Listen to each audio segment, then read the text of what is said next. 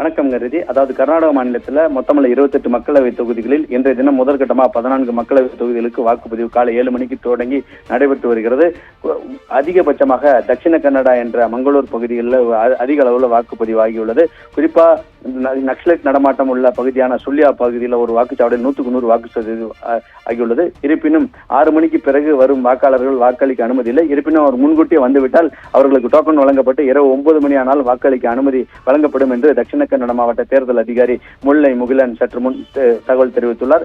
இதே நேரத்தில் மாநிலத்தில் குறைந்த அளவு வாக்குப்பதிவு பெங்களூர் மத்திய தொகுதியில் ஆகியுள்ளது. சுமார் 50% வாக்குகள் தான் அங்கு பதிவாகியுள்ளன. கடந்த 3 மணி நேரமாக சுமார் 1 மணிக்கு 2 பேர் வந்துதான் வாக்களித்து செல்கிறார்கள். குறிப்பாக பெங்களூர் மத்திய தொகுதி என்பது சிவாஜி நகர் உள்ளிட்ட முக்கிய ஜன நெரிசல் நிறைந்த பகுதியாகும். இங்கு மக்கள் வாக்குப்பதிவு செலுத்த ஆர்வமில்லை என்று தெரிகிறது.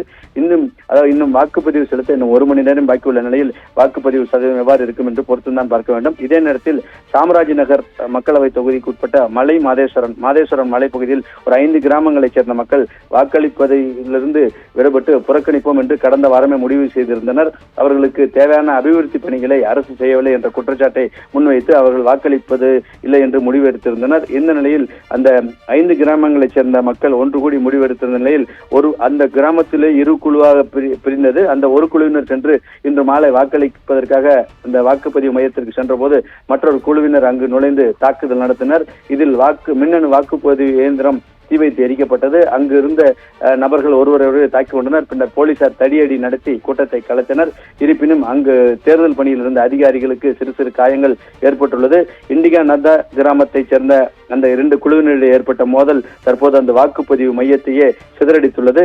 தற்போது கூடுதல் போலீசார் அங்கு குவிக்கப்பட்டுள்ளனர். தொடர்ந்து அந்த கிராமமே ஒரு பதட்டமான சூழ்நிலையில் தான் தற்போது காணப்படுகிறது.